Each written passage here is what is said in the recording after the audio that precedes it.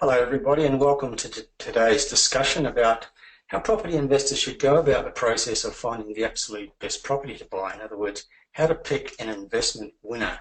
I'm Terry Ryder, founder of the Hotspotting research website, and my special guest today is Miriam Sandkuhler of Property Mavens, an award-winning buyer's agent based in Melbourne and a best-selling author whose book Property Prosperity is one of the best that I've read about property investment. The previous webinar we did with Miriam as guest presenter was on the subject of 7 common mistakes that property investors make, and it was one of our most popular events of the year. Today's topic, I think, is an extremely important one because it speaks to something that many investors get wrong, selecting the right property in the right location. Every day I get messages from investors who have fixated on a particular location they want to buy in or a particular opportunity that they believe is good, and I'm often mystified at how they've arrived at the decisions they've made. So today we have an opportunity to hear from someone who has built a very successful business around helping buyers find properties with all the right credentials to be outstanding performers as investments. So Miriam Sandkuhler, welcome. Thank you, Terry. Thank you very much for having me today, and thanks for everybody who's actually tuned in and listening. Really appreciate the fact that you're giving up your time to listen to what we're going to talk about. So we've got a lot of great content to share today. I want to impart as much value as possible. So obviously there'll be an opportunity to ask questions at the end, and there'll be a takeaway offer of some additional resources that you're welcome to download as well. So, a bit typical of nowadays, I just need to put in a disclaimer to let you know that throughout this presentation we're not providing tailored financial, tax, legal or property advice, and we strongly recommend that you seek independent accounting, legal, finance and property advice from an expert before embarking on or actioning any of the information disclosed in the presentation, and then all the relative disclaimers accordingly. So our agenda today, well, we're going to talk about picking an investment winner. There's an attendee offer for everybody and then some questions afterwards. And for anybody who doesn't know who we are and what we do, Terry gave you a brief introduction, but Property Mavens is a specialist property advisory firm. We have expertise in finding what I call high-performing investment grade properties, helping people find the right property for their budget. And in terms of my own qualifications, I'm a licensed estate agent working exclusively as a buyer's agent. I'm an accredited property investment advisor, which is a little bit like a financial advisor, but for direct property only, best-selling author, and I do a lot of media commentary as well. Now, why we do what we do? Yep. I'll just interject just there. I just want to remind people before you get into your main presentation that if they have questions, and we hope to answer as many as possible at the end of the presentation, they type them into the panel on their screen and I'll be able to put those questions to you in the last sort of 10 or 15 minutes of the hour. So back to you, Miriam. Fantastic. So just in terms of why we do what we do and why I'm talking to you guys today, so I'm really passionate. I want to ensure that investors don't suffer a financial loss as a result of mistakenly thinking that sales advice is qualified property advice and then mistakenly acting on it. So most investors in the marketplace have got one chance to get it right, so it's important you're getting the right information from the right people, and that's independent advice. Certainly, personally, I want to level the playing field between buyers and sellers of real estate. As you all know, in the marketplace, there's lots of underquoting that goes on and people overpay for properties, so it's understanding where that line is. And we want to support and educate buyers of the best method of investing, and that's by taking a logical and analytical approach, and this is designed to reduce risk and maximise returns to investors. So typically I will touch on some of the problems that lead to mistakes that our investors are coming across, and they do include things such as being susceptible to property spruikers and developers in the marketplace who offer those one-stop shops where they're recommending people buy property through self-managed super funds. As a word of caution there. Obviously you're susceptible to buying poor performing assets, and today we're going to talk about some of the fundamentals you need to consider to minimise that error. Obviously people are time poor and they're busy, so they don't necessarily get the time. And unfortunately, a lot of mum and dad investors think all properties are good investments. And this is because we've had the real estate industry educating consumers for decades that all property goes up in value and everyone can get rich really easily, which, as we know, isn't always the case. There's a lot of conflicting advice in the marketplace, and that can lead to confusion and indecision. People can be very anxious and feel overwhelmed because of the volume of information, and that can lead people to not know where to start, not know what to buy, where to buy it. And of course, as I mentioned before, not knowing the difference between free sales advice and the distinction between independent professional advice. A lot of professional people and business owners in their own right often think they can transfer their professional skills into property investing and negotiating, and that can often bring people unstuck. And analysis paralysis. So if you're all tuning in today, obviously you all love your research. You all know obviously about hotspotting and what Terry and his team provide. But one thing to be aware of is you can get very stuck in overanalyzing and not taking action. And when you don't take action, that's obviously time out of the market, and that can in fact cost you money. So the question is, are you ready to buy? Terry referenced our last webinar, which is the 7 common mistakes investors make. Today I'm going to expand on a couple, 2 to 3 of those points. One of the mistakes was not doing adequate research, and then another mistake in terms of picking the right asset and ensuring it continues to grow is not reviewing your portfolio.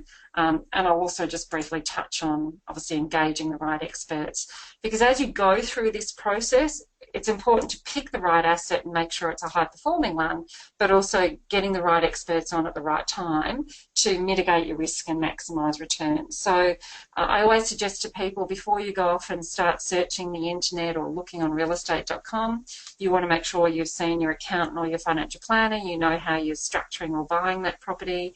You want to make sure you've got an approval in principle in place regarding your lending and that you've spoken to a mortgage broker or your lender. Potentially you might see someone such as myself, a buyer's advocate, to help get advice and guidance or support in that process. And then through the journey, again, before you sign contracts, you want to run them past your solicitor or conveyancer. You might bring in a licence value if you're struggling to determine what the price point is. Again, before bidding at auction or signing an unconditional contract, you want to make sure you've had a building and pest inspection review done. I've time and time again come across properties where we'll walk away from buying because there have been issues that are just insurmountable, and my clients obviously haven't wanted to take that risk. Then making sure that once your contract becomes unconditional, you're engaging professional property managers, you're getting the right insurance brokers on to protect your asset, and then you're getting a quantity surveyor in to make sure that you're claiming all the depreciation benefits that you're entitled to.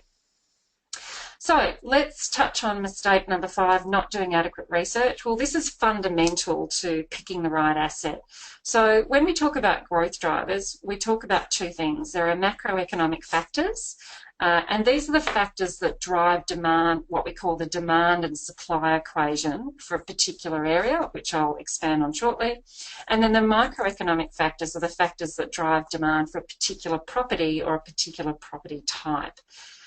So most investors understand demand, but they often neglect supply, and this can lead to common mistakes. So when people focus on growth areas or focusing on population growth alone, well, yes, that's one driver, but if you don't take into account the other macroeconomic factors, you can end up buying property in an area where there's high supply but low demand, and that can affect the performance of your property, which I'll expand on shortly. Then, of course, there's the lure of the city. Now, as we probably heard or you're aware of, there's potential for a massive oversupply of apartments and CBD-based apartments coming into the supply pool. And a lot of those apartments are based in the CBD itself. In Melbourne in particular, we're talking Docklands, South Bank, and even suburbs like Richmond and Paran and South Yarra. So these principles apply regardless of the city that you're in.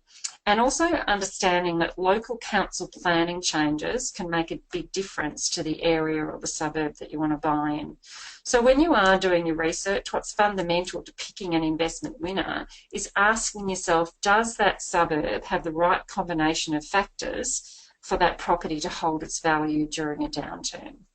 So looking at those factors in more detail, what criteria do you need to consider? Well, as I mentioned, macro growth drivers. So you've got to do your research. So there are plenty of free and paid resources available via Google here. Obviously, you've got the hotspotting resources and the research that you're getting from Terry and his team, but you can also look at the ABS, which is the Australian Bureau of Statistics regarding population growth. They have information on housing starts, how many properties are being built where. They have information on people's average weekly earnings, so you get an understanding of the demographic of people buying in the area. And then things like employment opportunities, infrastructure, investment, tourism, land availability, mineral exploration. So we do know that there have been incidences where there have been mining towns around Australia where they've had massive capital growth, but then that industry has come to a halt and people have lost money. So if you want to do research around mineral exploration, you can look at mining investment in Australia. Just Google that and you'll come up with some research sites. Economic reporting sites, different banks, CommSec, Westpac, they've all got different versions of their own opinions on what's happening economically. And even the local real estate institutes of Australia, so it might be the REIV for Victoria, REINSW for New South Wales, REIQ for Queensland. So just have a look at those institutes of Australia websites, and they've got some good research data for you as well. And then, the Valuer General has got reports, so look into local council reporting and local council websites. They've got good data as well. And then some of the paid data are more along the lines of CoreLogic, RP Data, Australian Property Monitors, Residex, and so forth. So what you're doing is you're actually looking at a snapshot of all of these factors, and this is designed to help you target on a particular region or a particular city, whether it's a metro city or a regional city. And once you get that global picture, then you're in a position to narrow it down even further. And then the next steps in doing that are actually looking at more of the micro factors. So if we take those into consideration, so they're the factors that are driving demand for a particular property or a particular property type in a particular vicinity. So you really want to look at local amenities. You want to look at the home buyer demand in that area versus the investor demand, and actually versus tenant demand. So there's an equation there to consider. And to break it down even further, say for example, you're looking at a particular suburb, well, make sure you get to know that community. Have a drive around. If you're looking at a particular property, what are the proximity to parks, shopping precincts, whether it's a large supermarket or a small shopping strip? What's the entertainment opportunities like? What are the local sporting facilities like?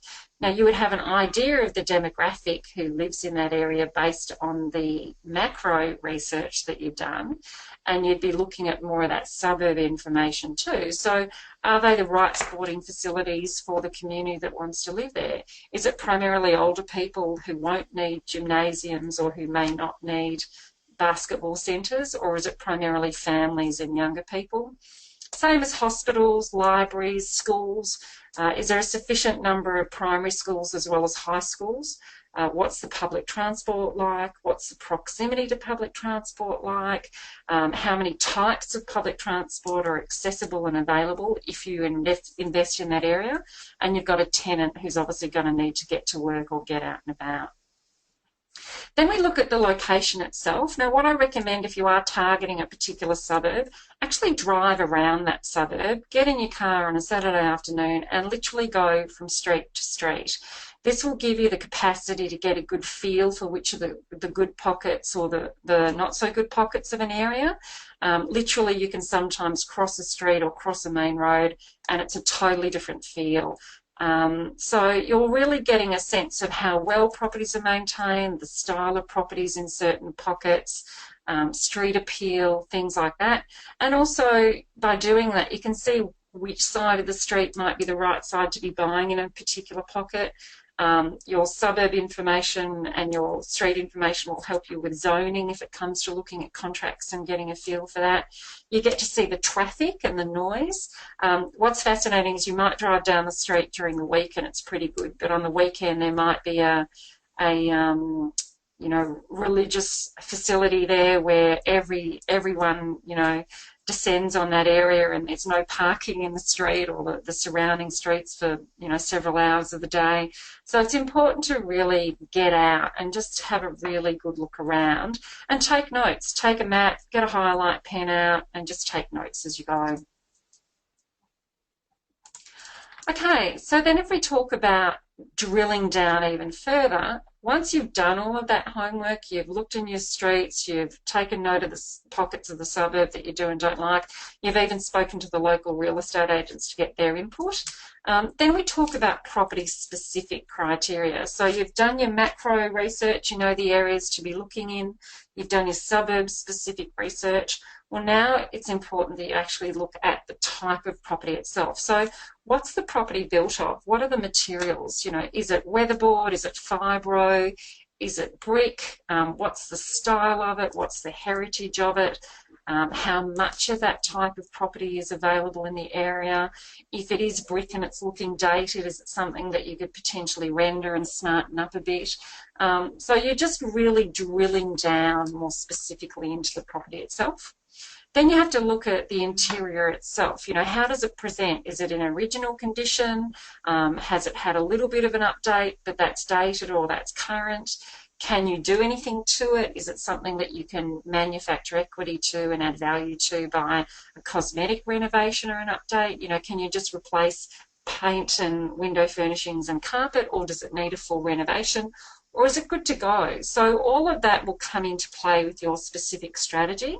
And depending on whether you're buying to hold or whether you're buying to update and flip and sell, or whether you're buying to update or to hold and update and keep, all of that will go to whether or not it ticks your boxes specifically to your strategy. And in terms of any improvements, you know, as I said, what's the age of the interior like? What's the age of the exterior? When was it done? What standard was it done to? What are the fixtures and fittings like? Are they a good brand? Are they of any decent value? Is there a record of the works done? You know, are there electrical certificates that you can have provided to make sure that all the works pass building code? And does the property pass a building and pest inspection? I would always encourage people to do this, regardless of how recently a property's been renovated. There are plenty of times where builders don't do what they're meant to do in terms of fixing defects or so forth. So if you've at least got that information in a building and pest inspection report, you can know whether or not you want to proceed with purchasing that property and you know, what the cost of those repairs or those additional works may be, and you obviously factor that in when you're purchasing. And then another thing to take into account is the block size. So how big is it? How many square metres is it? What aspect does it have? Which way does it face? Is it a flat block? Has it got a slope on it? If it's got a slope on it, what are the implications of that? Again, it'll come back to your strategy. What are you trying to do to the block? Do you need to extend? Do you want to renovate? Are you trying to build something on the back of it? Are you going to subdivide? So all of that criteria will also come into play to help you make your assessment around whether or not that's a particular property worth proceeding with. And so, as I said, combination of those factors determine if it's worth purchasing, and that's obviously relative to your personal property investment strategy. So first and foremost, know and understand your strategy. And once you're clear on that, that's when you go into the market, obviously, and start doing your due diligence, your research, looking at your macroeconomic factors, looking at your microeconomic factors, and then looking at the property specifically. So there is no such thing as one size fits all.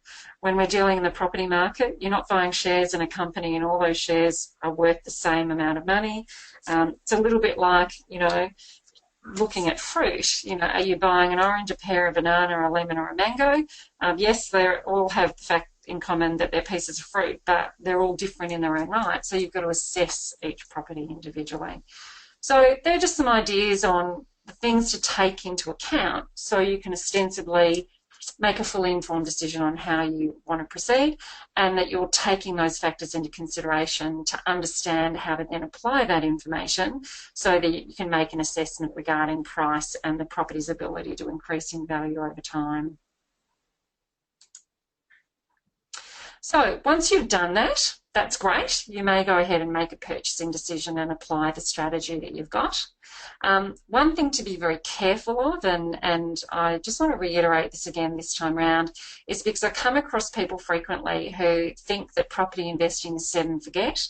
But the reality is markets can change rapidly, including these supply and demand factors we've just spoken about, including opportunities, infrastructure changes, population growth, and local planning and council planning changes. So these changes can work for you and they can also work against you. So it's really important to keep abreast of what's happening with your property and the suburb and the local council regulations in terms of what's going on, and actually review that property every year and then see what the implications are of your findings. So ideally don't fall in love with your property. It makes it harder to sell if the market turns bad, and treat it as a business. Sometimes you've got to make really tough business decisions, but it's about making fully informed decisions so you can actually take the appropriate action. And if you find that your property is not performing well, holding on to a poor performing property without evidence to support that decision in the false hope that things will improve can actually cost investors thousands of dollars in lost equity or capital growth. Now, I've got a case study here. I just want to show you that briefly, and this is an actual client. They, of their own volition, went and bought an off-the-plan one-bedroom apartment in a boutique block in 2010 for $410,000. They didn't really have a clear strategy. They didn't know what they were doing. They took that free advice, not understanding it was sales advice and not understanding that it didn't factor in their risk profile or their goals and objectives, and they purchased that property for $410,000. So fast forward 3 years, they were a bit concerned about it because it wasn't performing very well, and we did an independent portfolio review of that property, and at that stage we illustrated to the client that it had actually dropped in value by about $20,000, and that all of the relative macroeconomic and microeconomic factors pertaining to that property in that area indicated that there was going to be very little opportunity for capital growth moving forward. Unfortunately, those clients really struggled to accept the possibility of making a loss and selling, so they elected to do nothing. And unfortunately, as hundreds of more properties kept coming into the supply pool in the local area, they had to drop their rent because as something shinier and newer came about, tenants wanted to jump over there, and the only way they could continue to attract a tenant was to continue reducing their rent. The property was negatively geared, they were on low income, so they really didn't get much of a tax benefit, and in the end they had to sell it in December last year. And unfortunately the market at the time, due to the oversupply of property of similar nature in the area, which we identified in 2013, meant that they only got $355,000 for it. So that was $35,000 less than if they had sold it when they got us to do the report. And unfortunately, all up, poor asset selection and the wrong strategy caused them a $70,000 cash loss and at least $60,000 in lost capital growth opportunity over that time. So that's what can go wrong when you don't understand how to pick an investment winner. A couple of examples of how to get it right. Well, in this case, with this particular client, Stephen, we were very clear on the suburbs that we were buying in. We were very clear on the pockets of the suburb that we were buying in for him. We were very clear on the type of property that we were buying. And then when it came down to actually assessing that property, we made a purchasing decision on his behalf. So we actually bought this property in 2014 for $760,000 and then appraising it this month, that's now up around the $1,050,000 mark. So he's had 38% capital gain in 25 months. The property was renovated at the time, so he had really good depreciation benefits, and it was really easy to lease at market value before settlement because it was the right property in the right location with the right fundamentals to attract the right tenant to enable him to hold that property over time so it could in fact grow in capital value. So great asset selection and the right strategy in his case resulted in a $290,000 capital gain in 25 months, and now he's looking at purchasing another property. Now, you don't have to have a lot of money. These principles that I'm talking about apply across different budgets. This is another case study with a client. Same concept, did all the research for him in terms of working with his budget, working with his strategy, working to suburbs where we saw the ability for uptake in those areas. And then same principles apply. This particular property was a little semi-detached 2-bedroom, 1-bathroom, but on a really big block of land. There's potential at the front of the property to do further development or expand or extend the property forwards to the front of the block. And so in this instance, again, the right property with the right fundamentals that gave him the ability to manufacture equity through that possible extension, we're able to buy it for him in June last year for $470,000. And this year, as at August 2016, we've appraised it conservatively at $550,000. That's just based on his rates notice. I'm sure it's actually worth more than that. But a good example here of how he's had 17% capital growth in 14 months. Similar scenario, it was already renovated, he got some good depreciation benefits because of that, and again it was easy to lease in the market before settlement. So everything that I just discussed with you in terms of drilling down and then drilling down the macro, drilling down the micro, drilling down the suburb, drilling it down to the streets, and then drilling it down to the house itself, that's basically the process that you need to go through in every single instance before you actually make a buying decision, so that you're at least making more of a fully informed decision on that basis. So whether you've got $700,000 to invest, $400,000, $300,000, $1 million, the same principles apply. So that's kind of it in a nutshell. I'll just talk a little bit more about what we do very briefly, and then I've got an offer for you. So we do help clients find what I call investment grade properties, get the right property for their budget. We do all the negotiating with estate agents to get the right result. We're very much about ensuring our clients aren't misled and don't overpay for property. And of course, as I indicated, we analyse client property portfolios, and we can provide reporting so that you can make an informed decision around how a property is performing, how it's likely to perform, and whether or not it's appropriate to keep that or sell that on. And in doing so, free up your borrowing capacity to actually go and buy a higher performing property. So thank you so much for your attendance. There are some free resources you can download. You don't need to hand over your contact details. Just feel free to go onto my website, propertymavens.com.au. Have a look at the resources tab, click on where it says property buyer's guides, and there are some tips in there to help you in terms of 7 common mistakes property investors make, home buyers make, and self-managed super fund investors make. It will talk about that research side briefly that I've gone through as well, and will also identify and expand a little bit further on analysing your portfolio review. And then anyone who'd like a free consultation with us, you're welcome to request the same. Again, just hop on the website under the contact section, click free consultation, and we'll definitely be in touch with you. Now, I suppose anyone who has any questions, more than happy to answer those for you.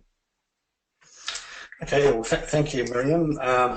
We do have some questions coming in. I'll just remind people who are out there tuning into the broadcast that if you do have questions, type them into the panel on your screen, and I can put those questions to Miriam now.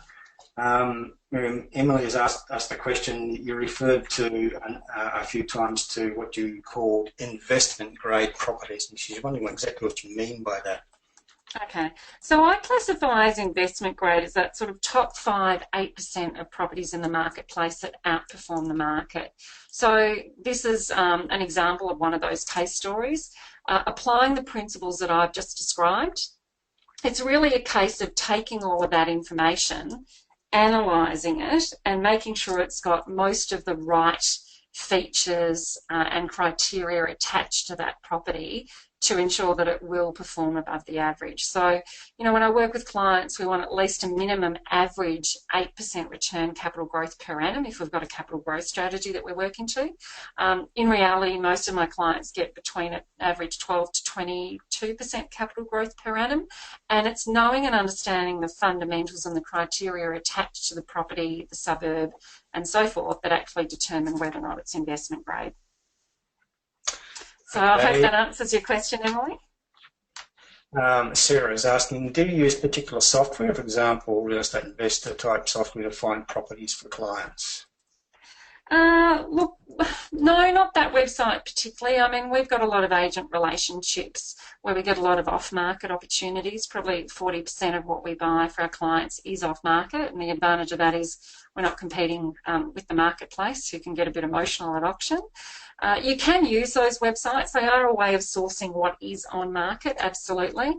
But we look at your typical realestate.com domain, and other assorted free sites in the marketplace. Buy My Place, dare I say, Purple Bricks, which is an interesting experience. If you've ever bought property on there, I haven't. It's just weird. But anyway, so we use the free resources, but absolutely, if you want to use something like Real Estate Investor to make it a little bit more efficient, assuming the property's actually listed on those sites, well then absolutely you can do that too.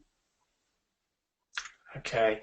Rajan is asking the question, and it's a good one. I think you suggested driving through the suburb, the streets, etc., before buying, but asking how can you do that if you're buying interstate and without engaging a buyer's agent? Yeah, don't know. Maybe hop on a plane and go and do it. I personally would never buy a property sight unseen. At the end of the day, you're either there doing it yourself, you're getting someone to help you, and if it's friends or family, or they may or may not be interested, or they may or may not give it the adequate due diligence, or you pay a professional. They're really your options. I mean, one thing I just want to say, people are sometimes resistant to paying a professional to help them, but the reality is you will always pay when you buy property in one way or the other. So whether it's poor asset selection and you end up with negative equity or zero growth or very little growth, that's a form of payment. You just don't realise it at the time. Or you either pay a professional to help you, and yes, you pay money, but in this instance, I don't have any clients who complain about the fee that I charge them because of the outcomes that I get them. So, Rohan, either hit the ground and do it yourself, or see if you can convince someone to do it for you for free, or pay a professional. They're really your options. Yeah, I think it's true, Miriam, that people can do a lot of the legwork online. They can do a lot of research, internet resources. Absolutely. And they can effectively reduce the amount of time they actually have to spend sort of travelling interstate and physically inspecting properties by doing a lot of the legwork first, and then leaving themselves a day perhaps or a weekend in the location. Yeah, and Google Maps is great for that. You can zoom up and down on Street View and have a look around. But even then, it doesn't make up for not being there or not physically having eyes on the ground. Because what you see on Google Street View, or when, a real estate agent takes a photo of the property, it might look great, but then, a kilometre away there might be, high tension power lines that are too close to the property that you want to buy. And if you hadn't physically gone on the ground and seen that, you could have very easily missed it. It may be that the photos on Google Maps are now out of date and they're showing you what was a dinky little house next door to the one you're looking at buying, but in reality today they've now built a 3-storey apartment building that wasn't there before, but you're not going to know that unless you've got eyes on the ground. So absolutely use all of the tools, and we use those tools too. Use all of the tools that you can that are online to help you get there, but again, nothing makes up for, feet on the ground and eyes actually looking. And photos are misleading. I just want to say too, when you look at photos online of properties being presented, they take those wide angle shots. They're so clever at making a property or features of a property look bigger than they are, better than they are, the lighting, and it works both ways. You can look at something online and go, God, that looks dreadful, and then be pleasantly surprised when you see it. Or you could look at something online and go, wow, that looks amazing, and then be disappointed. So again, feet on the ground, eyes on the property. Okay, Rajan again is asking another question. What are your thoughts on buying land and constructing sort of house and land package type approach, as opposed to mostly what you've been talking about as buying existing property? I don't really have an opinion. It depends on what your strategy is. So again, coming down to mistake number 3 that I've spoken about in the previous webinar, what is your strategy? Does it match your risk profile? Is it in keeping with your goals and objectives? Does it work to your time frame? Have you done it before? If you haven't done it before, what are the risk levels associated with it? My concern around house and land packages is generally you come into that issue of oversupply. I've had prospects or people that I've met with before where they've done exactly that. They've done lots of research and they've bought in areas where there's been an oversupply of land, or from an affordability point of view, they've gone and they've built and they've developed, but they've struggled to get a tenant because the affordability of someone buying and developing their own land and building a house would cost them the same as renting this person's property. You know, they made a fundamental mistake by not understanding the demographic and not understanding the growth drivers in the area.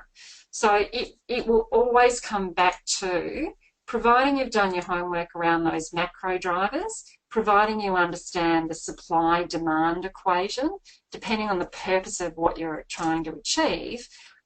If all of that stacks up, well, then maybe it's appropriate to proceed. But if you're not factoring all of that in, as well as all of the micro stuff, this is where you can come unstuck. So you've just got to do your research and your due diligence. And as I said, be clear on your risk profile, be clear on your strategy, and make sure it all, you know, ticks the boxes and works.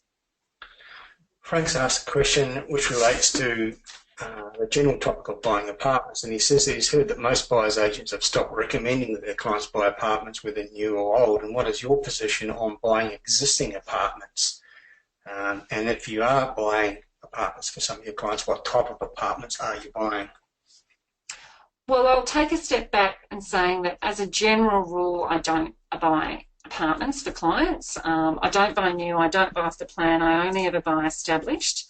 But there are exceptions to every rule. There have been circumstances where I have bought established client apartments for clients based on their budget, and that was as a result of them having a variety of options presented to them based on what their money would buy them in varying suburbs, and so we've looked at the micro stuff, and then the decision's been made on an informed basis as to how they wanted to proceed. So again, there's no one size fits all.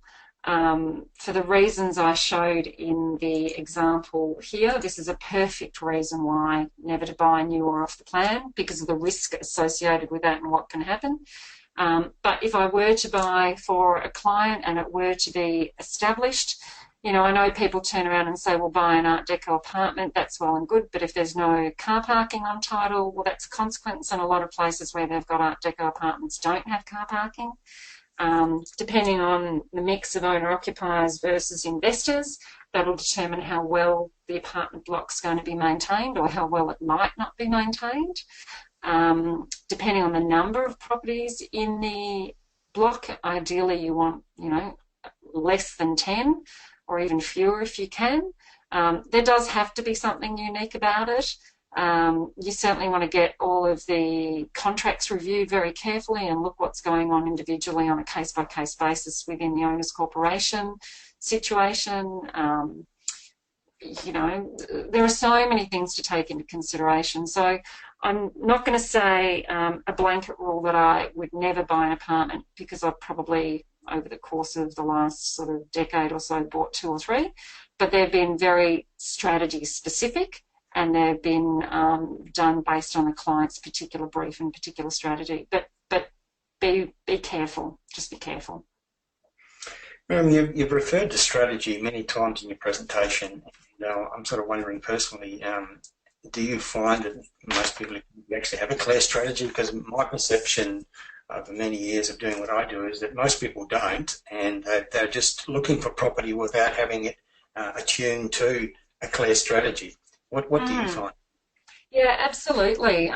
Most people decide, you know, if they've attended a barbecue on the weekend and someone's talked about buying a property and they've decided they're going to go and buy one, and a lot of the time they haven't got their finance sorted, so they don't know what their budget is, and they don't have a clear understanding of what their objectives are and what they're trying to achieve. So the way I work is I take a financial planning approach to property investing, and so that's why I talk about what's your risk profile. You know, are you low risk, moderate risk, high risk? If you're low risk, well, then you don't want to be looking at development site, because that's an incredibly high risk strategy. So probably there's no alignment there. So understanding your risk profile lends towards understanding your strategy. And then what's your objective? Are you trying to make a capital gain? Are you trying to have equity growth, or are you trying to generate cash flow and income? And that'll vary according to your age, your circumstances, your income, your other assets, your time frame, your risk profile. And then from there, it enables you to then take the next step, which is actually going into the market and doing the research we've just described. So very simplistically, are you after capital growth, or are you after cash flow as a priority? You know, and I do say get off the fence and pick one, because you can't have high capital growth and high income. It doesn't work that way. And if you come across it, well, there's some sort of risk attached to it that you're probably not aware of, and it probably is too good to be true, or there's this high risk factor to take into account. So at a minimum, people need to understand what their objective is before they go off and hit the internet and start searching. Okay. A number of people who came in a little bit late after asking the question, is it possible to get a recording of it? And I just remind everybody listening that everyone who registered for today's webinar will get a full recording in the next couple of days of the presentation.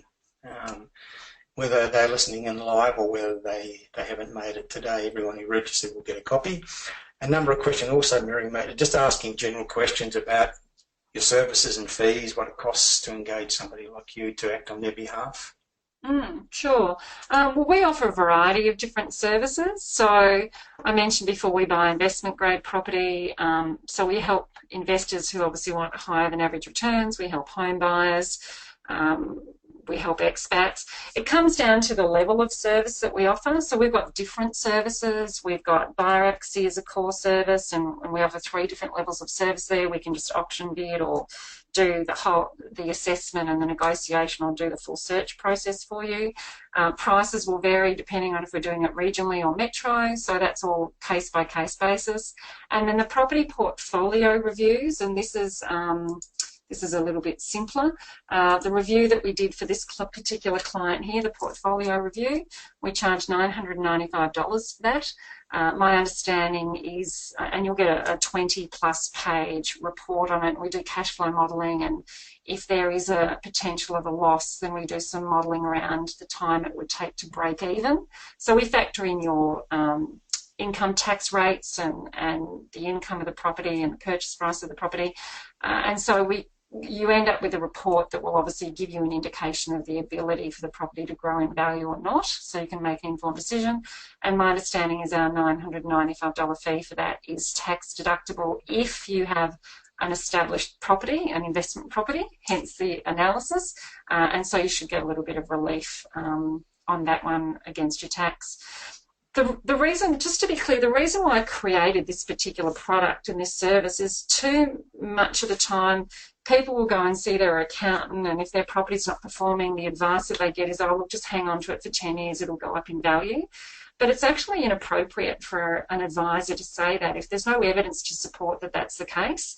Because if the accountant had said that to Sally and Bill, and they did keep holding on to it based on his advice, and it continued to drop in value, that's a really dangerous statement for anyone to make.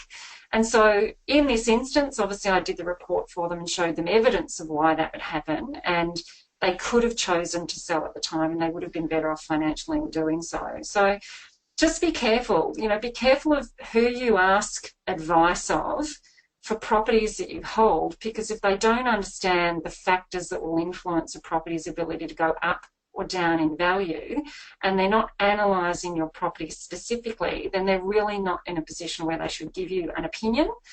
So just be very aware of who you get your advice from, what's it based on, where's the evidence to support it, because, if these clients had listened to their accountant, obviously it would have cost them money. In this case, they didn't want to deal with the reality of the situation. It cost them anyway, but they made an informed decision to do nothing. I think, Miriam, it's very important to get advice from specialists in the area that you're seeking advice, and much the same way as journalists for some reason seem to seek commentary on real estate from economists who are not real estate specialists. I think it can be a mistake to seek real estate advice from an accountant. He might have an opinion, but he's not a full-time specialist in that area. Yeah, absolutely. advice from someone like yourself who lives and breathes real estate on a daily basis. Yeah, absolutely. And, you know, qualify the person that you're actually talking to. I know with what I do as buyer advocacy, a lot of buyer agents or ex-selling agents who might have sold real estate in a particular suburb, but they may not have all the qualifications and the skill set to be able to analyse a property and its ability to grow in value. So they might not have investment expertise or investment qualifications. You know, and they may be a generalist. You know, they might be really great if you're a home buyer and you want to buy a particular property in the area, and yes, they can talk to you about values having increased.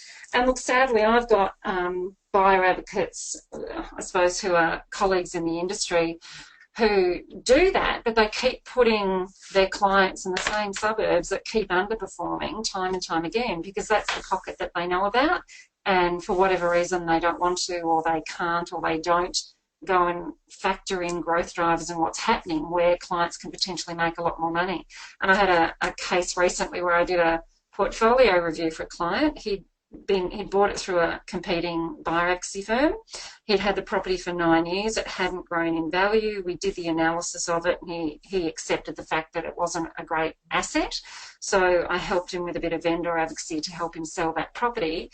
And ironically, the same firm that bought it for him actually ended up buying it for another client on the day, following that same strategy of buying the same stuff in the same suburb, even though it's underperforming. And their poor client would have had no idea that he was selling it for the exact reasons that they were being, from an underperformance point of view, that they were being told it was a good property to buy. So very much qualify the expert you're talking to, whether they're a conveyancer, whether they're a building and pest inspector, whether they're a buyer agent. Asked about their investment expertise, asked to see qualifications around it. Make sure that you're paying them as a professional. You know, if you don't pay them directly, they technically don't work for you. Clarify if they're, you know, recommending off the plan on you, and if they're getting a bonus or a marketing fee or a commission or a kickback from someone, because if they are, they definitely aren't working for you. So it's about understanding and asking those questions. If you're not paying them, somebody else probably is, and that's the person whose interest they'll be representing. Absolutely. Yep, Jared definitely. has asked the question. I'd love to get your opinion, Miriam, on buying a property that has subdivision potential to produce pretty faster. Yeah, look, it's a great idea if it's the right thing for your cash flow and your serviceability, if it's the right thing for your risk profile and you're comfortable taking on that type of project and the stress that comes with it and the risk that comes with it, providing you're doing all your right research, going back to your macro and your micro areas, you're buying the right property in the right location in the right suburb, and you're doing all of that due diligence. Absolutely, that's a strategy that people can employ to manufacture equity more quickly.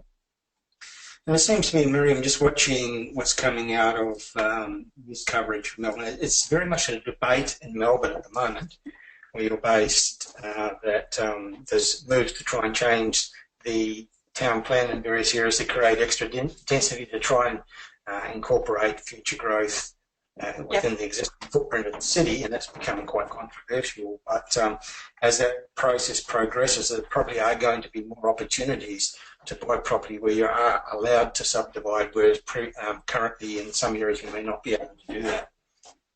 Yeah, absolutely, and that's where all that macro research comes in that I was talking about. So if I just go back, you know, back a couple of slides. Whoops, hang on, sorry.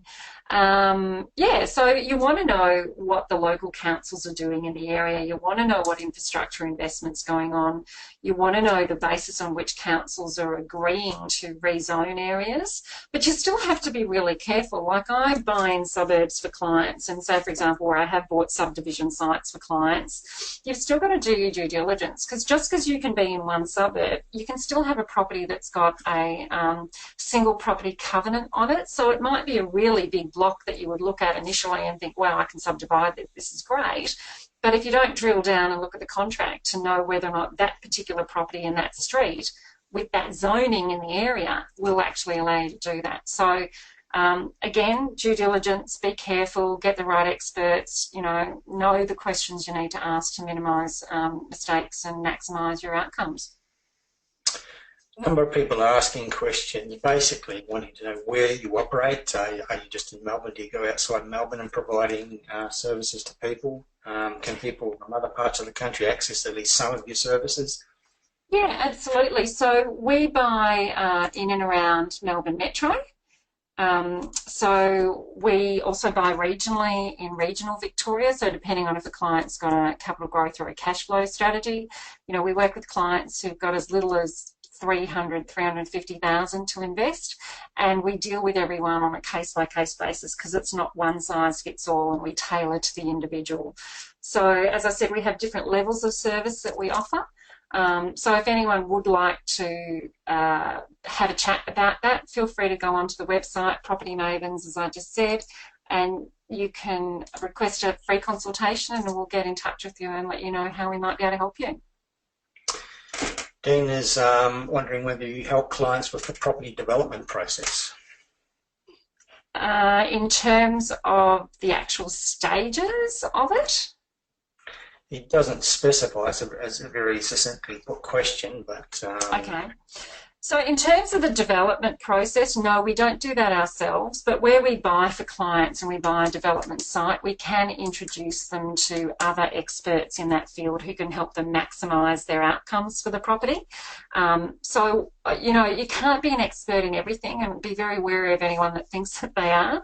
I obviously have a niche where I work with clients in terms of what I do, and it is about helping them with their capital growth or cash flow strategies, whether it's buying a property to cosmetically update, or whether it's something that's already updated, or whether they're looking for a development site.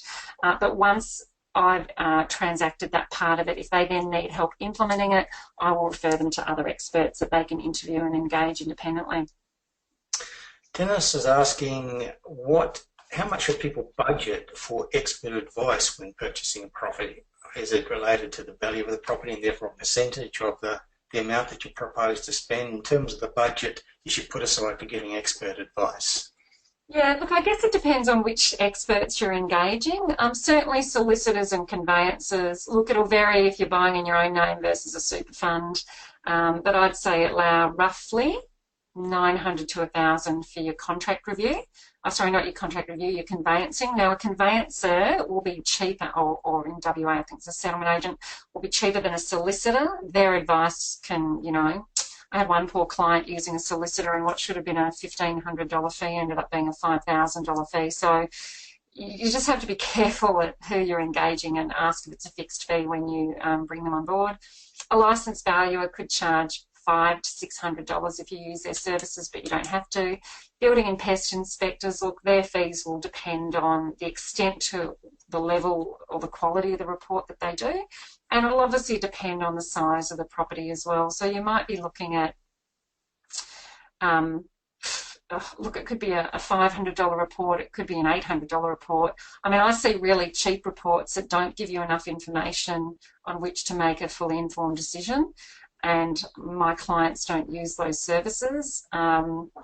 So maybe, look, conservatively allow for $500 if they're a quality inspector who'll give you a detailed report with photos in it specific to what they're referencing. Same with a pest inspector, again, qualify what you're getting for your money. So it's like anything, pay peanuts, get monkeys, you always get what you pay for. In terms of buyer agents, look, I know some buyer agents who will bid for $500 for you at an auction. Others will charge $2,500, and again, it'll come down to their expertise and their skill set. Because I say to people, when you're buying at auction, it's not just about sticking your hand up. There's absolute strategy that's employed to make sure that you're the one that purchases the property. So yeah, everyone's costs will vary. Again, interview everyone individually, understand the value that they deliver, more so about the price.